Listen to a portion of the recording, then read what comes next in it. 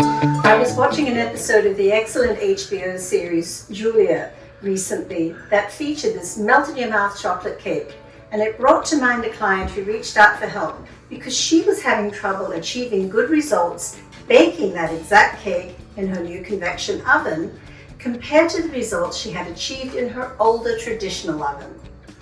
As with most baking recipes, this cake comes together fairly easily as long as you have all the ingredients lined up and ready to go. First, the chocolate is melted and set aside to keep warm. Meanwhile, you can begin creaming the butter and sugar and beating in the egg yolks. Then it's time to beat the egg whites to soft peaks, gradually beating in 2 tablespoons of sugar towards the end. Now you'll combine the melted chocolate and coffee and blend them into the cream butter mixture together with the ground almonds and almond extract.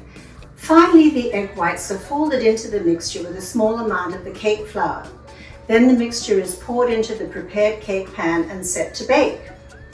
Now, in the TV series, we see Julia cooking in a wall oven with an exposed electric heating element. And it's fair to assume that the directions she gave for baking the cake worked well in that oven.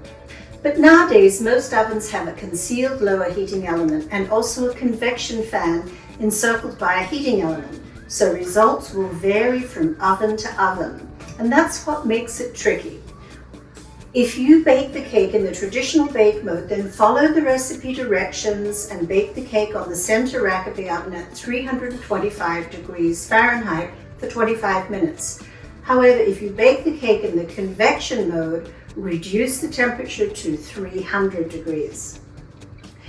With this cake, the tester should come out fairly clean, but the center can still be a little bit wobbly. Julia notes that this is a flat cake. It doesn't rise a great deal despite the egg whites, and it should not be cooked dry.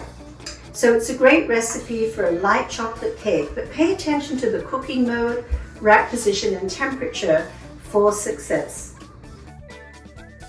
Hi, I'm Larissa, your convection enthusiast. Convection cooking can make you a better cook. Check out my videos and I think you'll find that you'll do really, really well. And please like and subscribe.